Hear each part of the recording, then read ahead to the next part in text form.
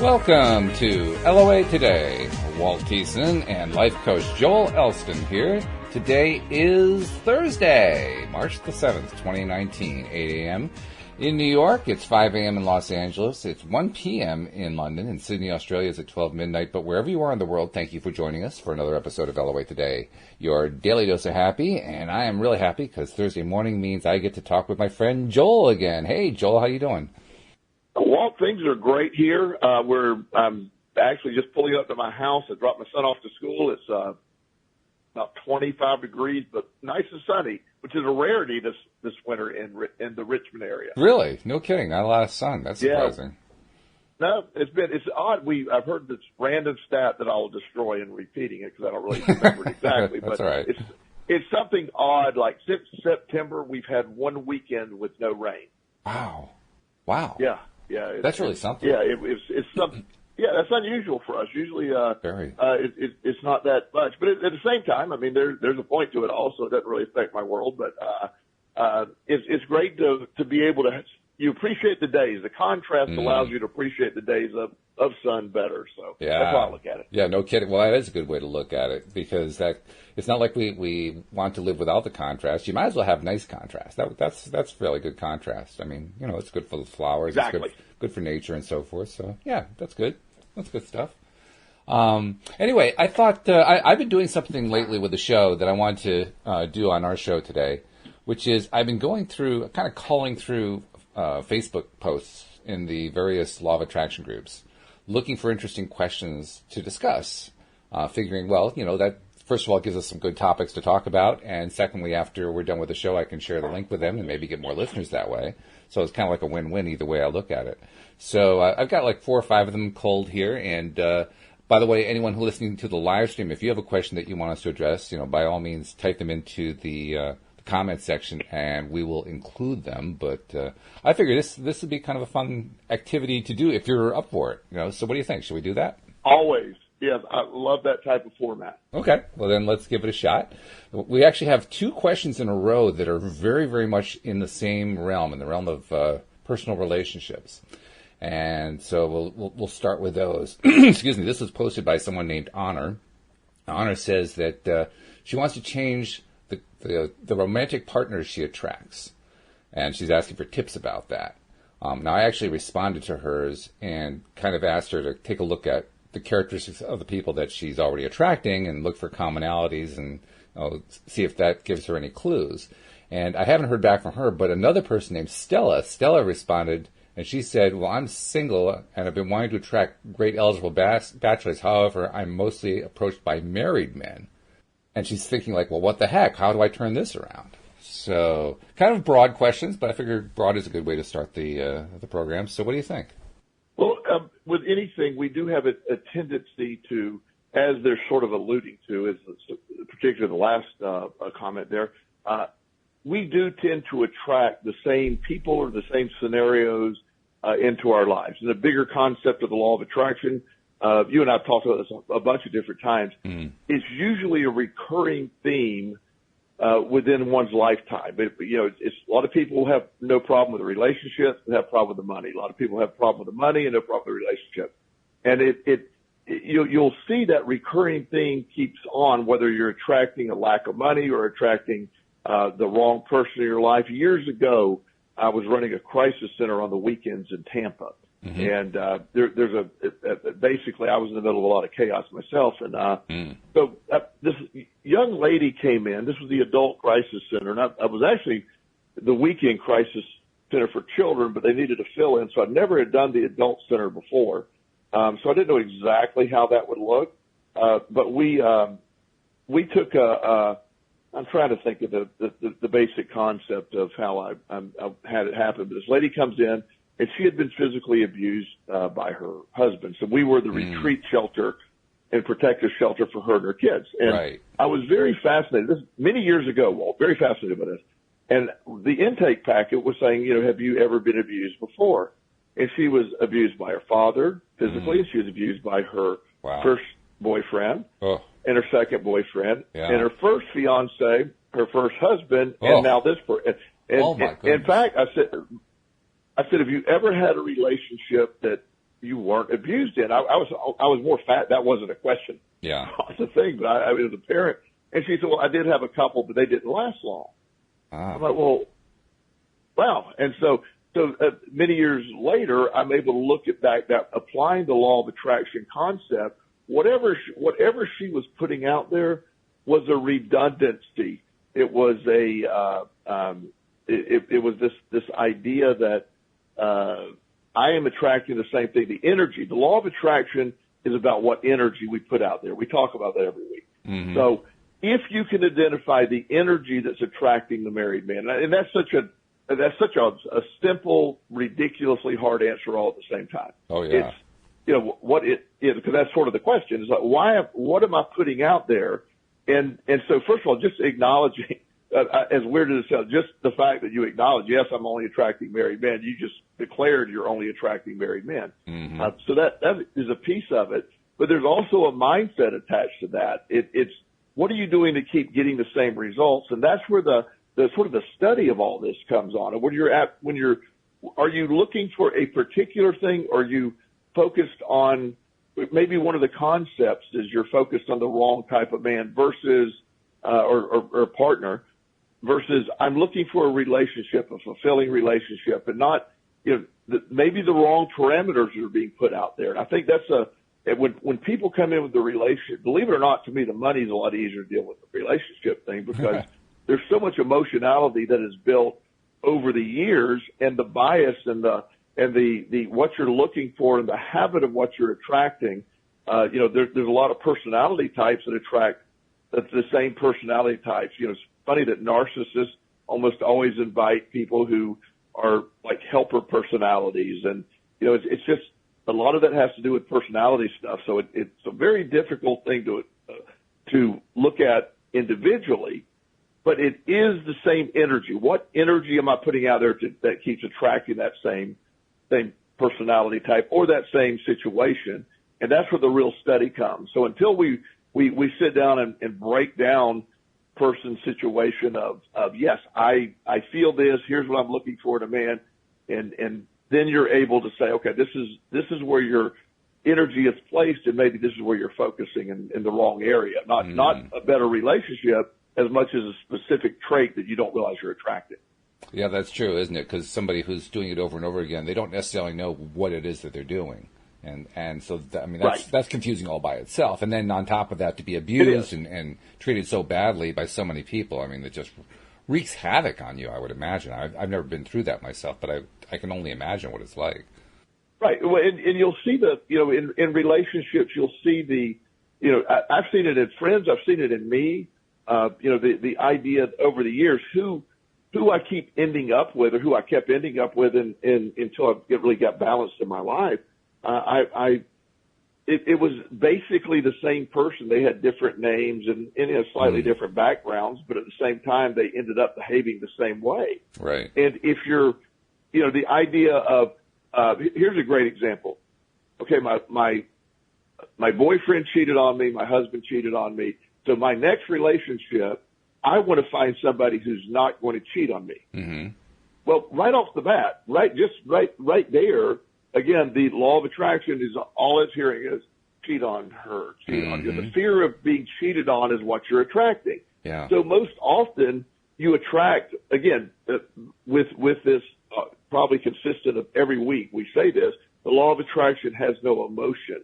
Mm-hmm. There is no good or bad. Right. It just can only read what you're feeling. So the energy, the outlying energy in a lot of this is, I want somebody who is not going to cheat.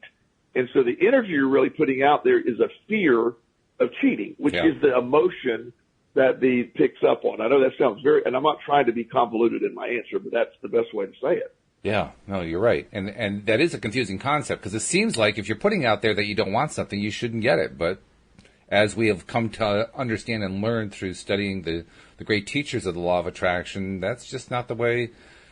That's not the way vibration works. That's not the way. Right. That's not what people attract. People attract the essence of the thing or the lack of the thing. They don't. There's no opposite. That's the thing. The only real opposite is lack. And we think of the opposite of as being good or bad. I like the way I'm being treated. I don't like the way I'm treated. Those are opposites. They really aren't. What they really are two variations Right. on the same thing, and that's a difficult concept. Right. And, one of the experiments that I almost always use, and I've used it on this show before, and I don't know if it almost applies no matter where you're at. If you're in your car or in your home, if I were to give you the directive to not look for the color red, Yes. well, instantly you are looking, and I just did it in my own house, even knowing I was going to say that. And so as you say that, you don't hear the qualifier. The subconscious mind doesn't hear the qualifier of don't. It just says red. So now Right. I've attracted everything red in my house, even the smallest little notification on my Facebook thing on my phone is red. I noticed that. Stuff, headphones that I have on the ground here that I have no idea what my son left here are red. So these are things that you have filtered for because you heard red. You didn't hear, or your subconscious doesn't respond to the don't. That's why the players in the NFL, you don't run up to the kicker and go, "Don't miss that kick." Yeah, right. Well, the kicker's not about miss the kick. It's that negative.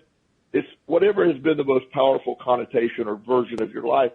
You eventually get to a point where you can flip it, where you're automatically attracting what you really want to attract. But it does take practice and understanding where to put your emotion and relationships. You and I have a hypothesis that, or at least I have a hypothesis you found interesting. Everybody comes into the law of attraction for various reasons, but I would say 95% of people come into the law of attraction for one or two categories. One is relationships, and the other is money. And I think, and again, these are real generalizations, but at least in my private practice, I can say this.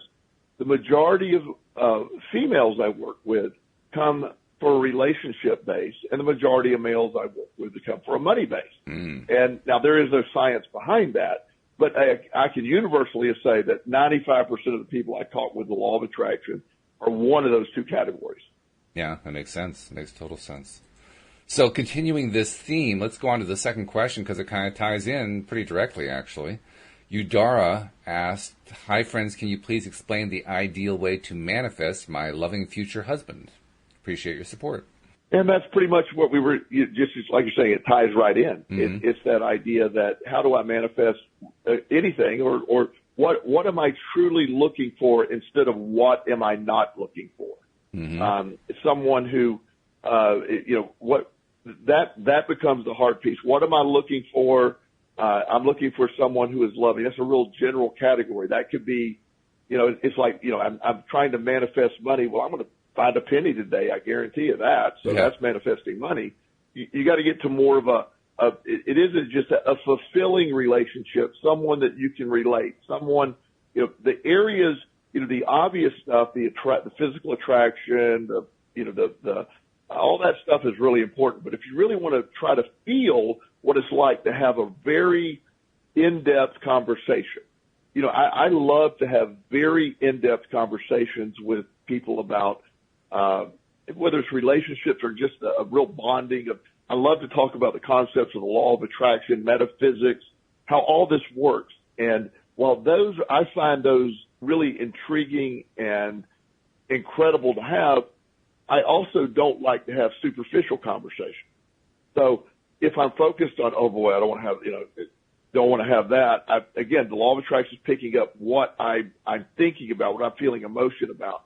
So I have to have more of a desire. I have to want a really deep conversation and an intimate bond, emotional intimate bond with a partner, more than I don't want a superficial bond.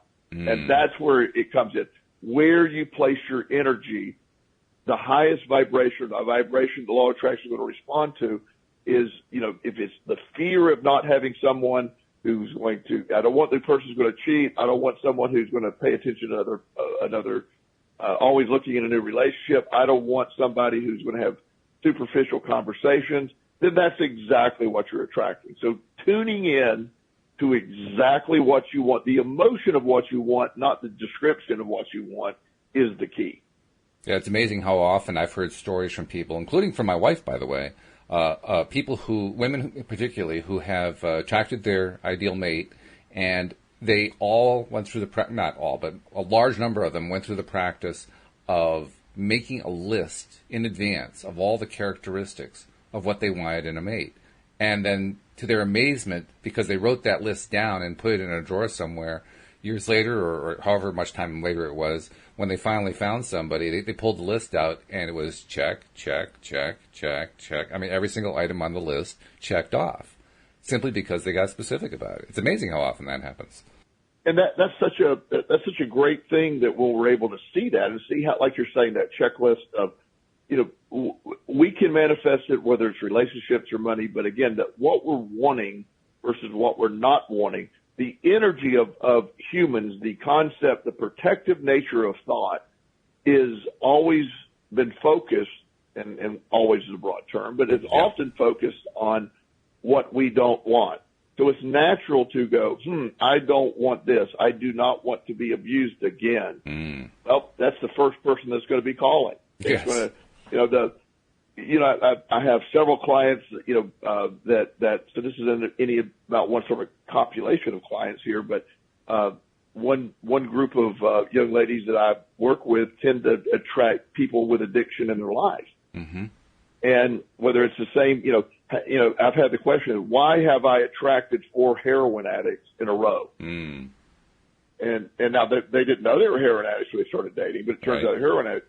Well, there's an energy with that. When we break down what happens when you find somebody who's not a heroin addict, and then we can find out, well, they're sort of, what are the qualities in a heroin addict that attracts you?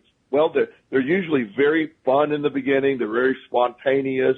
They're very, and they describe all these things, which from an outside source, wow, yeah, that would describe a heroin addict. From the positive side, yeah, they certainly are planning ahead. They certainly are doing their sole focus is just about feeling good. Well, that's great to be around in the beginning. You realize they have a debilitating addiction that more than likely will kill them if they don't address it. Then it turns into a much different thing. Yeah. But you got to look at that energy that you're attracting, and that list is very helpful. But also with that same list, you have to be so careful not to put on the list what you don't want, but what you do want, and then be able to feel the emotion attached to what you want with that. What does it feel like? It's like, I want when somebody says, well, I want to attract $1 million in my life, I go, what does $1 million feel like to you? Question I've asked myself on many occasions. Exactly.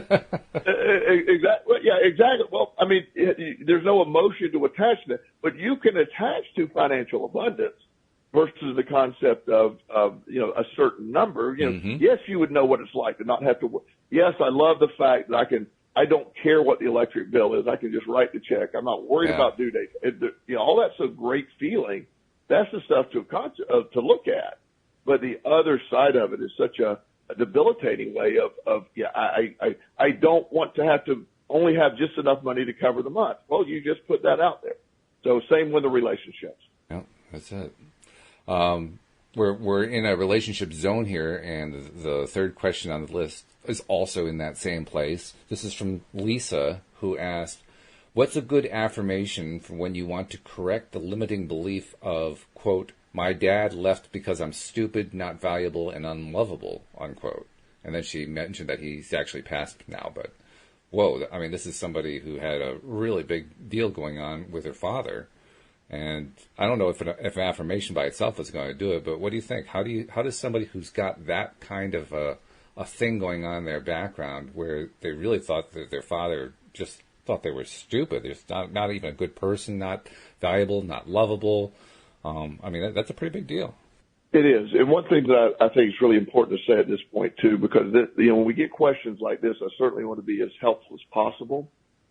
But I always want to encourage people that this type thing borders on probably needing a professional licensed therapist to look at. This is a deep underlying cause, and I never want to minimize someone who has a trauma that is based on that. So there's some trauma work that can be done around this, and that can't be done on this show, nor do I want to represent that. Right. So as you're leading to, and I want to just be very clear, a mantra or a clearing thought, that's probably on the other side of therapy.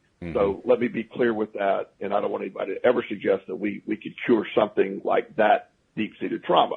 Right. However, what we can do is we can, let's assume that trauma has been dealt with in an appropriate way with an appropriate licensed therapist, and we're able to say, okay, now moving forward, how do I change the limiting belief?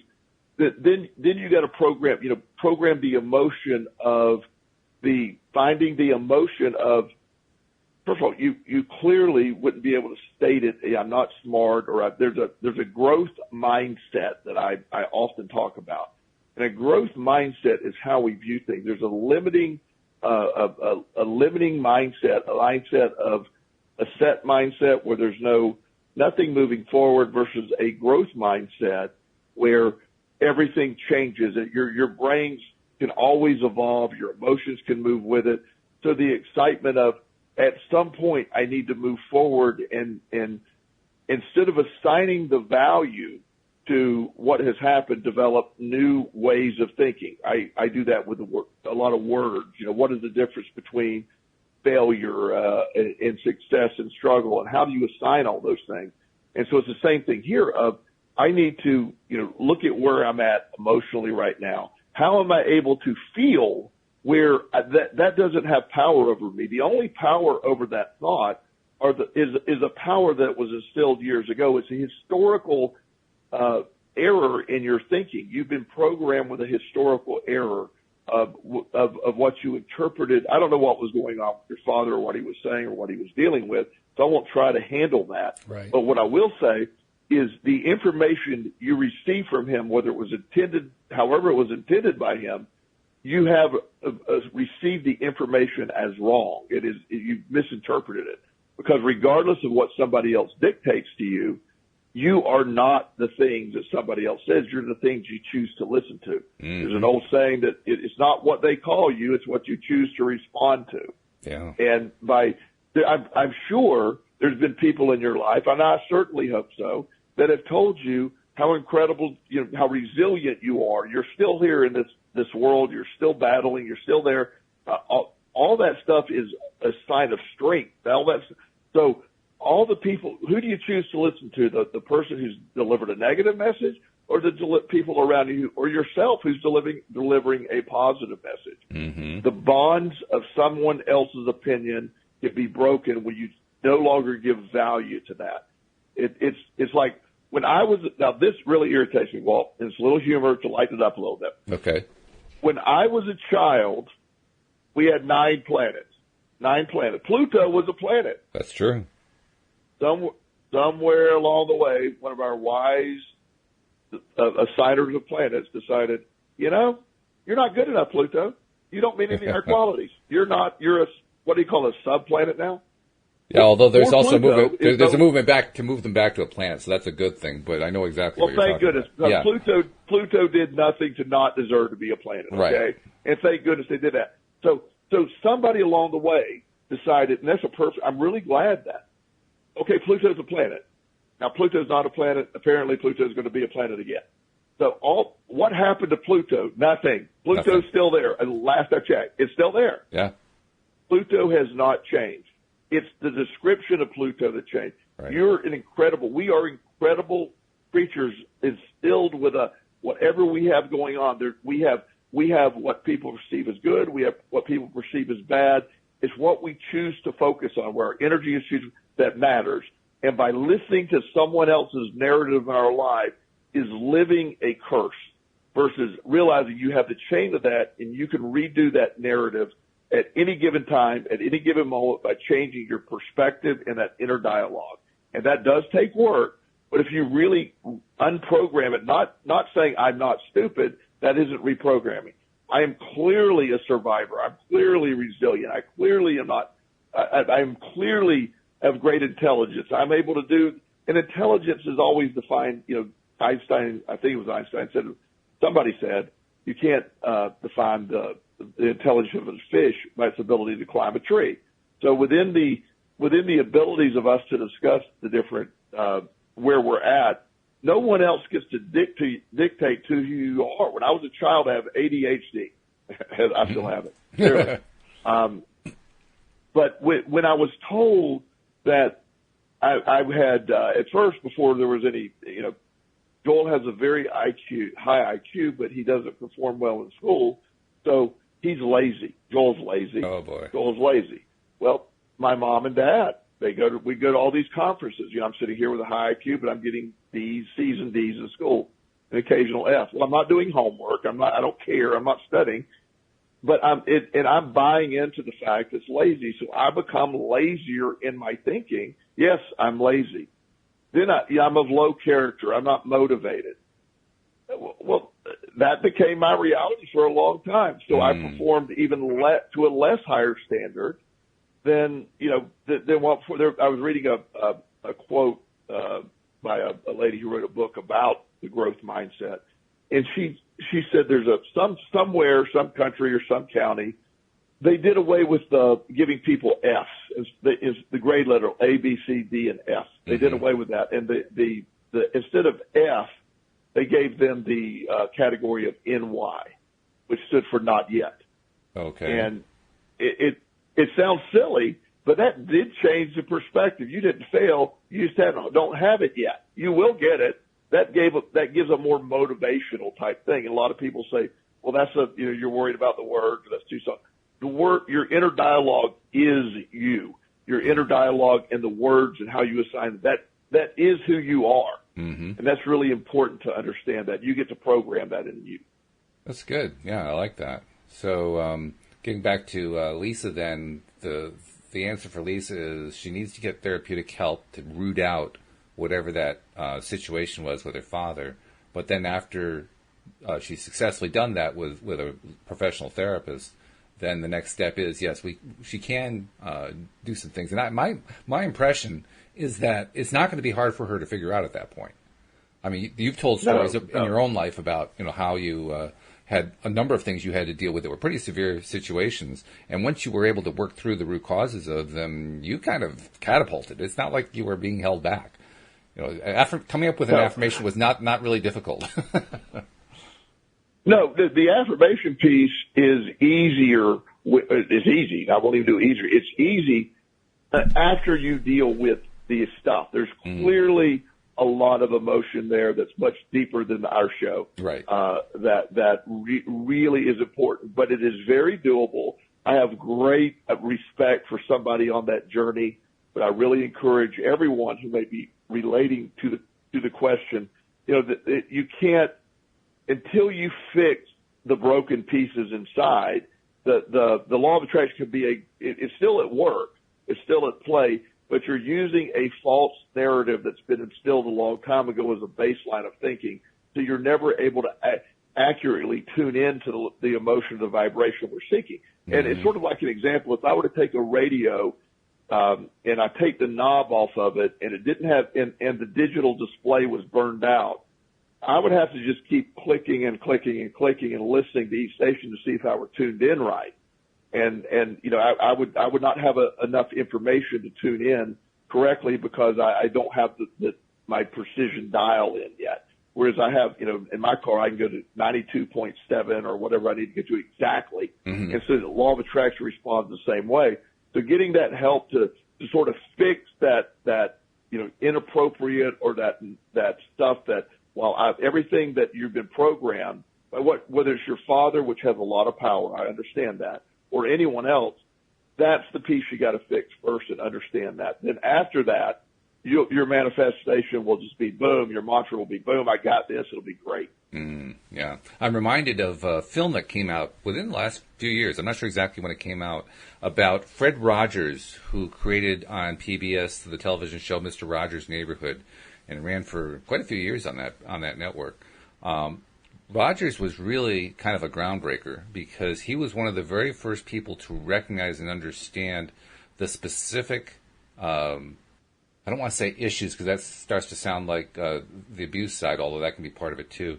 The specific needs that kids have, the need to be recognized, the need to be loved, the need to understand that they're not inferior, they're just as special as everybody else. They're good people. They're worthy of love just the way they are. They don't have to change themselves into somebody else in order to be loved. That kids are just special just because of who they are. And that was a revolutionary message to be giving out at that time, particularly since that's not what most children's programming was all about. One of the interesting things that came out of that film, and it came in toward the end of the film, was that there was a lot of pushback against Fred Rogers, saying that he was actually doing a disservice to kids because, in the view of the people who were criticizing him, he was telling kids that they should feel entitled, that telling kids that they are special just because of who they are is a teaching of entitlement. And I found that to be not only fascinating, but a little bit alarming, because I recognized that is, I wouldn't say it's a common belief in that the majority of people believe that. I don't think the majority of people believe that, but it's prevalent. There are a number of people who have that kind of a mindset. And I just wondered if you could kind of comment on that for a moment, from your perspective. What do you think about that? Well, and part of what I'm hoping that we can evolve to, and again, this is my individual perspective, there is a fine line. I do think that what happens is people mistake what you just said. There's learned resilience and there's learned helplessness.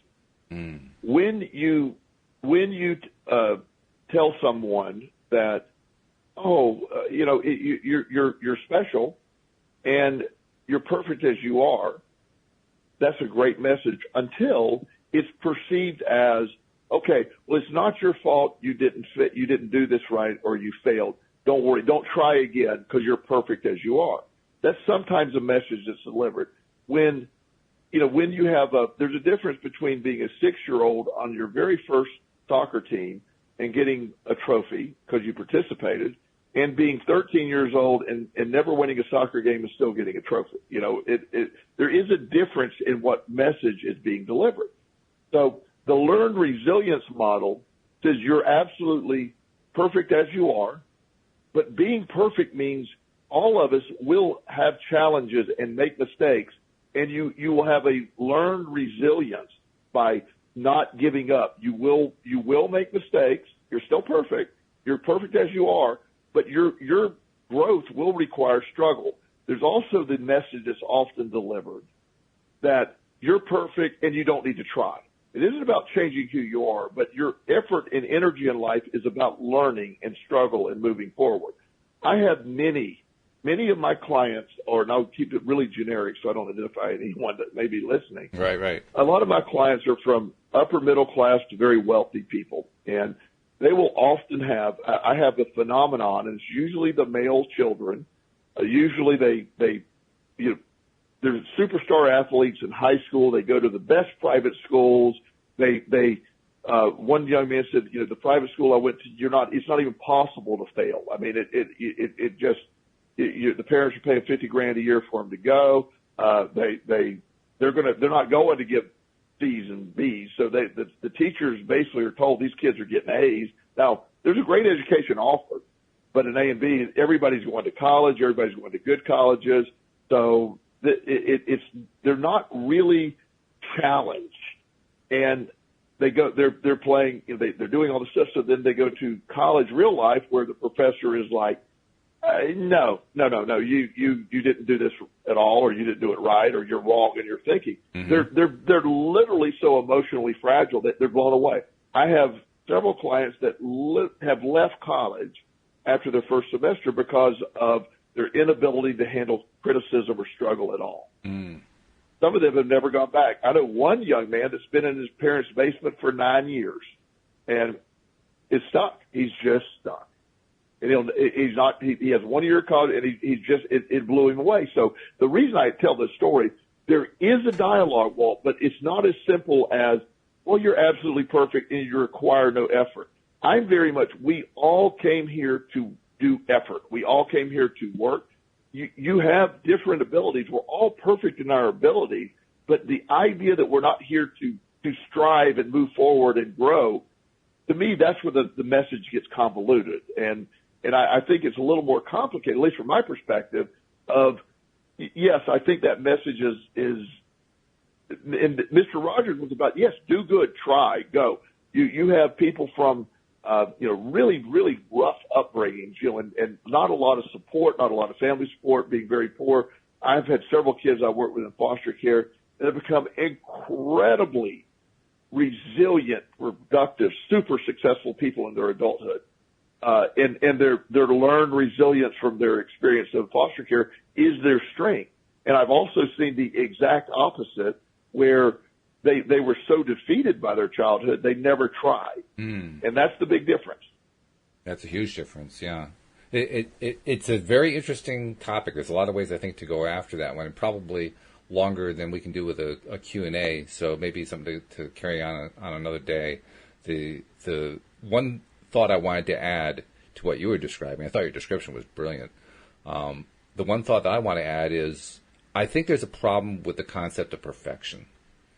And that problem is, it can be perceived one of two ways. Like you said, you're just fine the way you are, or it could mean you have to do everything perfectly. And the idea of doing everything perfectly is you have to do it in what is, quote, the right way, unquote, every time. Now, what's the right way? Well, actually, it turns out the right way is very vague and differs from person to person, because everybody has a different idea of what the right way is. So you're basically running against a moving target that you can never catch up to. And as a result, you end up, people, I've done this with myself, I know a lot of people have done this, they've put themselves into the mental space of saying, I can't ever get it right, because it never comes out exactly the way it was originally intended to come out. The path varies, I end up going in the wrong direction for a while, and then I end up producing the wrong result for a while. And so, I'm not perfect, and that lack of perfection is holding me back. And that's a crazy thing. You're basically saying life has to always go the way it's mapped out, which is nuts. That's not the way life goes. Here's a great example that I use for many scenarios, but this analogy covers it really well. Walt, I want you to meet me tomorrow, and we're going to go watch a spring training game in Tampa, Florida, okay? Mm-hmm.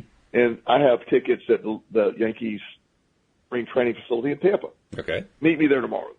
Well, I don't care how you get there, Walt. Right. You can leave now and maybe make it driving. I doubt it, but maybe. You could hop on a plane, hop on a train. You could do whatever you. And then say you decided to drive, you might have time to get there. You do have time to get there. Actually, I'm looking.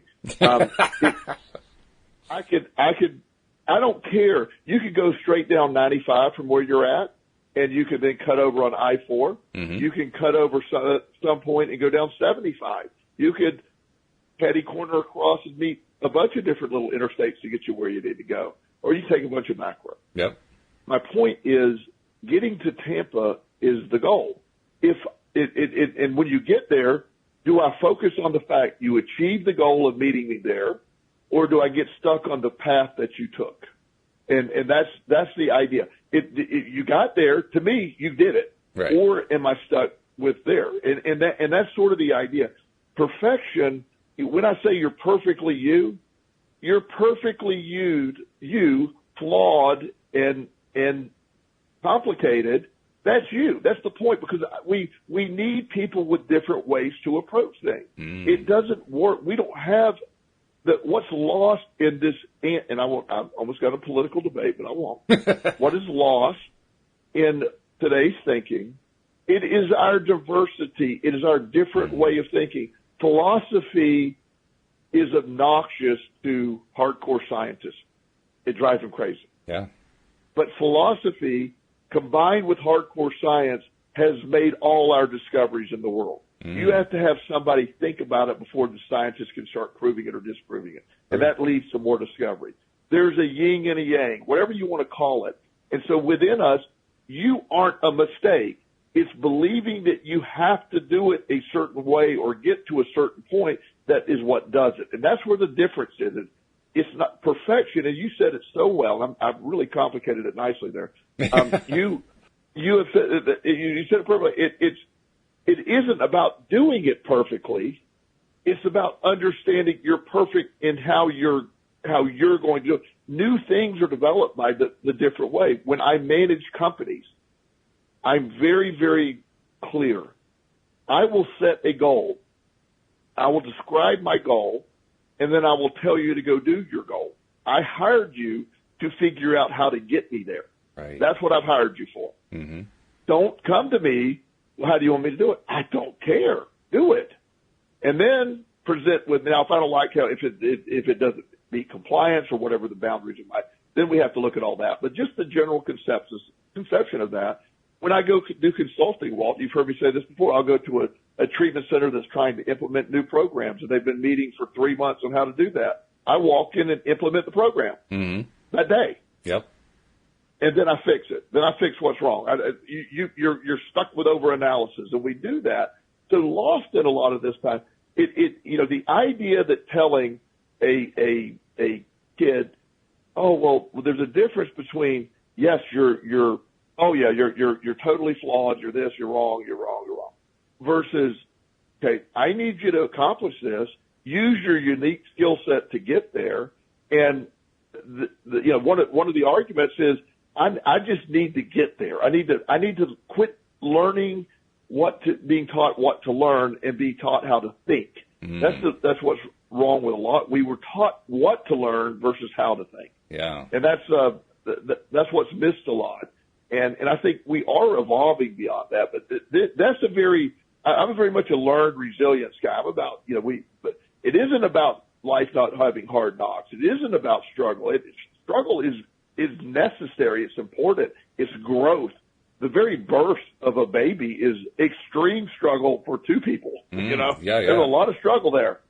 Yeah, a lot of resistance, so to speak, coming out, and there's a lot of struggle. We are born into struggle. And struggle is the greatest growth mechanism that we have. But understanding the struggle and not looking at it as such a negative, that's what the law of attraction can be such a great benefit. Yeah, that's true. That's very good. We have actually a live stream listener question, and it kind of takes us out of our pattern here a little bit, but well, maybe it doesn't. In some ways it does, in some ways it doesn't. But I wanted to make sure we answered it. Siraj was asking, he says he's asking this just out of curiosity, do you believe in the daily horoscope?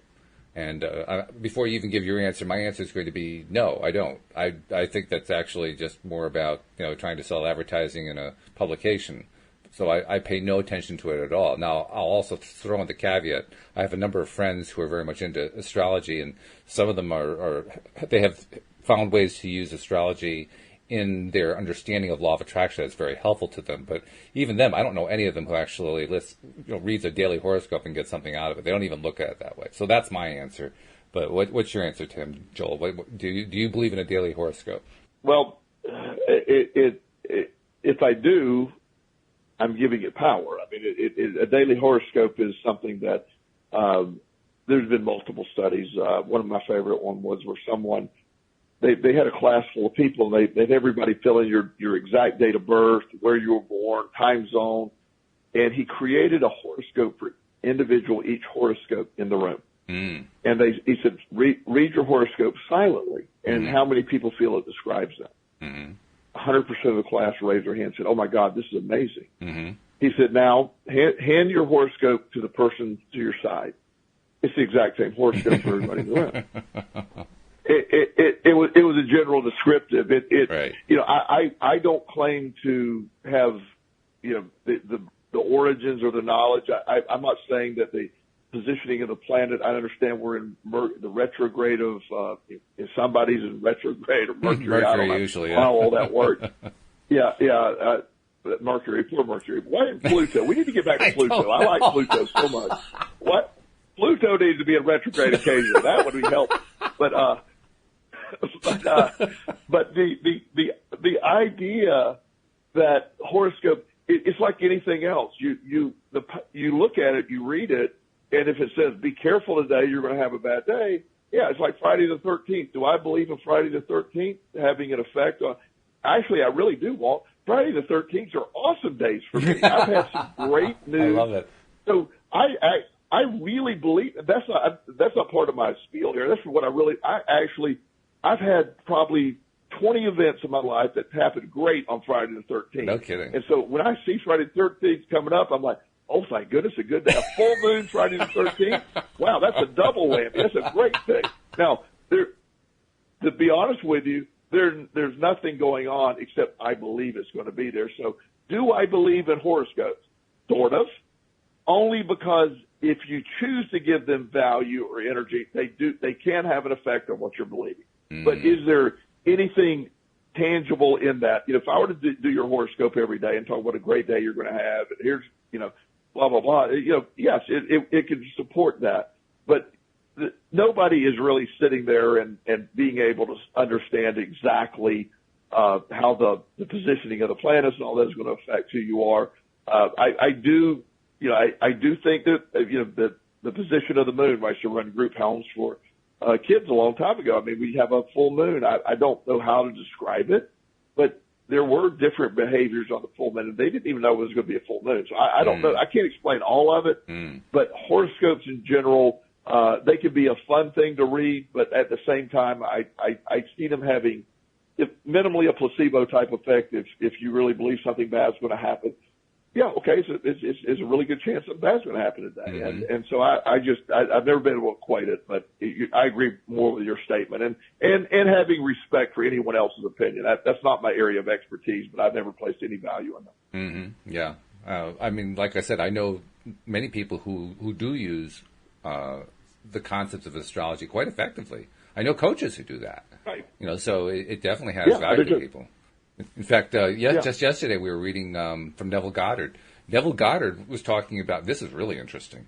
Neville, of course, has a very different take on Christianity. He was very devout as a Christian, but his take on the Christian messages was quite different from what the church traditionally teaches. And yesterday we were discussing his view of Christmas and the Christmas story and the Easter story. And his take was really fascinating. One of the most interesting parts is he gave an explanation that I think I may have heard at one point, but it kind of slipped away in the back of my head, about why it is that Easter always falls on a different day every year.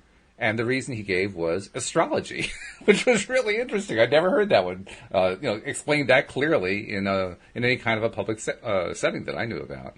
So, I mean, is it something that the Catholic Church would buy into? Probably not. But nevertheless, it was interesting. The idea is that they changed the I don't remember the exact formula, but they changed the day of Easter every year based on when certain astrological signs come into alignment. And I thought, that's fascinating. Okay. Why not? It really is. Yeah. It is. So, okay, now we got a really long question here. This is one I've been kind of hanging on to. This is from Sarah, and she gave a very detailed question here. So let me read it to you. She says, okay, I need some guidance. If anyone is willing to provide some, that would be amazing. Anything that can help steer me in the right direction is greatly appreciated. So here it goes. I'm a super giving person. I've had to do some hefty personal boundary work over the course of my life to not be a forever doormat or a victim. I'm always there to help in any way I can, and rarely do I ever say no. So much so that it leaves me feeling like I'm shorting my partner or our children. Not only do these acts of giving cost mass amounts of time, they somehow seem to end up costing me hundreds of dollars, too. I've never had a problem doing this, but I just feel like the same people keep asking for favors. If I don't give to these people, I'm made to feel guilty, as in I have so much freedom of time and resources and I don't give enough. However, I've been bottomed out by this more than a few times, with sleepless nights, stay up driving with little or no thanks, and basically putting a drain on my bank account and spending the time with my partner and my children. I'm not sure what to do. This came to me again as I thought I had found the solution. However, someone just posted about giving, and the reference was to the movie The Secret, but I don't know what to do. Here's the affirmation I've been practicing. She says, I give of myself to others freely and selflessly. Now is the time for me to give to myself freely and selflessly. I deserve my happiness, I deserve my financial freedom, and I deserve my freedom of time to spend as I wish. I will no longer be made to feel guilty because I have and don't give. I have to, and do give to everyone. Now I'm at the top of the list, guilt-free. So that's the affirmation she's been working with.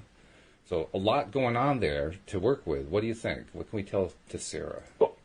Well, I completely, I love her affirmation. On learning to say no is the most valuable thing you can do.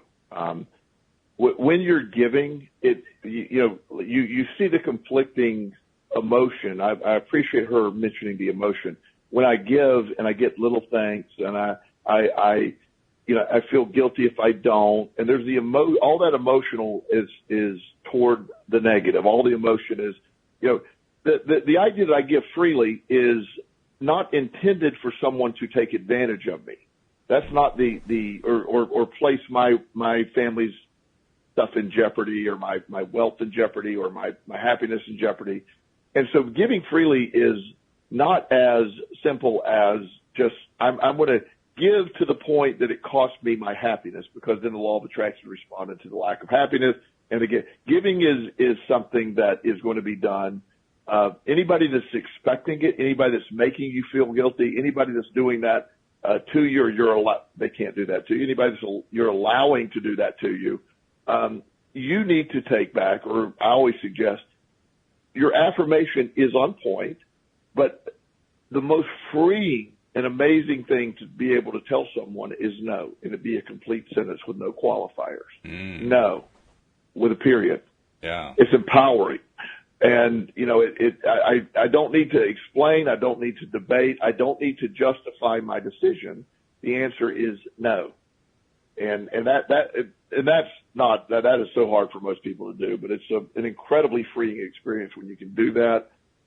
You want to help. You want to be able to. However, when boundaries are crossed, you're losing sleep, you're spending hundreds of dollars, and people you actually are, and I don't know the scenario, but if people are constantly in need and constantly being bailed out, sometimes the best thing you can do is tell them no, so they're able to deal with it themselves. So they're forced to come up with a solution themselves.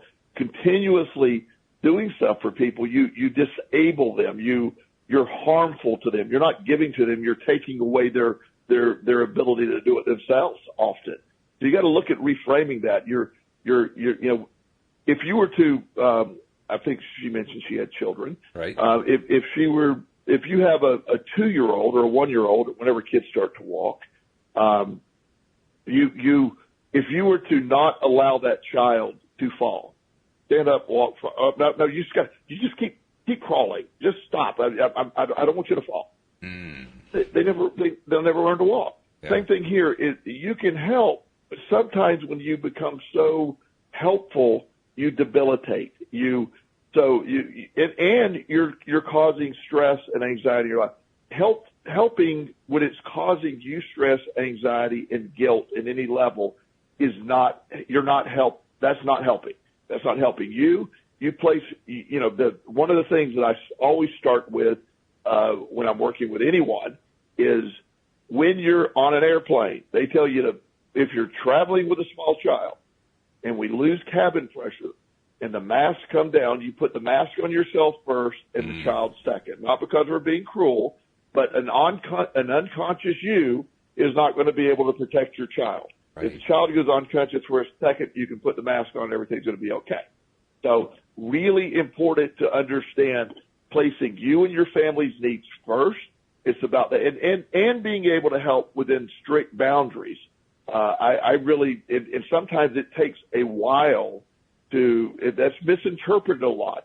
I stopped at, I passed this lady on my way to and from my office every day. She's standing there with a sign, disabled and need food. And I see her there, and it's very sad to see her there every day. And so, I have in the beginning gave her some money. I didn't know her situation. But after 5 years of passing her every day, I'm going, okay, now let's see what's going on. So I have some connections that I know pretty well with mental health services and places she could go for homeless people and really help launch her. There's several programs. So I stopped and said, look, why don't you get your stuff, put it in the back of my truck. I've already talked to this program, and you could go live there. They'll help you get a job. They'll help. And she's looking at me like I'm absolutely crazy. And I said, you can get off the street. And she says, I make $300 a day. I said, okay, but you're begging on the street. I make $300 a day. What job is going to pay me $300 a day? I go, okay. So you're saying you really don't need help? Yeah, right. She goes, no, I make $300 a day. And I'm like, Okay. And so helping her is actually harming her. Mm-hmm. Helping her is actually keeping her stuck. In the national forest, it says, please don't feed the bears because they become dependent on you feeding them. Mm-hmm. They need to know how to hunt. They know how to get their own food. There's multiple examples in human and nature. And it's just one of these things that taking care of ourselves and not putting our well-being at risk in the need to help other people. There should be zero guilt. There should be empowerment in saying no. There should be no sleepless night. I need to feel good about this, and anybody that makes you feel guilty, and this is a bold statement, whether it's your old family or not, by adjusting or teaching them how to treat you, it is very important. Years ago, my mother, and she had a rough childhood with an alcoholic father, and she was her and I were having a discussion. She was upset by one of her family members said something that hurt her feelings. And she said, well, I'm tired of being a doormat to everyone. And my answer to her really angered her. I said, you can only be a doormat if you're choosing to lay on the floor. So anyway, coming from your son, never taken very well. So we had to deal with the aftermath of that statement. But years of therapy after that one. After we got through that initial phase of her displeasure with that statement, she realized what I was saying was accurate. You keep playing roles. There is a concept that I would always encourage people to look at. While it's not directly law of attraction, you can see how it evolves. It's an old psychological model called the drama triangle. And it talks about the position of being a victim, the helper, or the perpetrator, and how we can often be all three in relationships. When you're in a drama triangle with these people that you're helping, and they're the victim and you're the helper, and then when they don't thank you or give you praise or what have you, you don't feel good about doing it, then you're the one that's been taken advantage of. So you see playing all three positions there. And really important to understand, but it's a good question, and you never feel guilty about no. No is empowering. I love the way you tied that together too, because I can see somebody who has this kind of a background where they're constantly helping people. They haven't really learned how to say no, and I can imagine them the first time saying to themselves, okay, well, I got to say no, and it's just too overwhelming because it just flies in the face of what their behavior has been. But then they remember what you talked about, how if you don't say no, you're actually harming somebody. You're actually preventing them from having the opportunity to struggle through to their own thing that they need to do. And maybe that just might be enough to help her recognize, maybe I do need to say no. I'm hopeful that that's what the case is going to be. But I love the example because it kind of takes the onus off of, oh, God, I don't know if I can say no. Yeah. One of the hardest things my parents ever had to do, and I'll do this many years ago, I was dealing in the depths of a really bad addiction. And addiction to gambling. I was doing illegal acts to fund my gambling. Right. Really not in a good place. They bailed me out multiple times to keep me out of trouble. And I kept doing it. It got so bad to the point they told me the last time they bailed me out, they're not going to do it anymore. And I'm like, yeah, great. Well, I went to work for this company, and I didn't intend to steal, but of course I ended up stealing to get money to gamble. That's what I'm always doing. And I eventually was caught. I actually turned myself in, but I got tired of doing it. I went to jail, and while I was in jail, I called my mom and said, it's only $5,000. If you pay that, I won't have a felony, and I can get out, and I've really learned my lesson. And her and my dad said, no, we've tried all that before. Let's see what this felony does for you. Now, as a parent, there's one of the hardest things you could ever say. Yeah. I was furious with them for a year. I was furious. My dad and I didn't speak for a year. Wow. However, nobody's ever done me a greater service than give me that no, because I fought back from that moment, Walt. I turned my life around. Everything I had today pivots from that moment. Wow. It was the most empowering no in my life. Now, I didn't feel empowered. It kicked my ass early, but I rose from that. And I have nothing today that I don't owe to my parents' incredible courage of using no and making me struggle and fight and claw. And it wasn't easy. It was ugly. But I'm so grateful they did that. That's fantastic. Wow. And that pretty much brings us to the end of the hour. Nasha asked a question that we just don't have time to get to about she was piggybacking on Suraj's question. She says, how about tarot card readers and physics? That could probably take an entire show to discuss that one. But I'll try to give you an answer in the comment section after we're done here, Nasha. So you're not forgotten. It's just we ran out of time. Can't really do it. But Joel, thank you. I mean, some of those answers you gave today were among the best you've ever given. So thank you so much. I appreciate it. Glad to do it, Walt. Great to talk to you, my friend. Great to talk with you, too. Thanks to our live stream listeners and to our regular podcast listeners as well. We'll see you all next time here on LOA Today. Goodbye, everybody.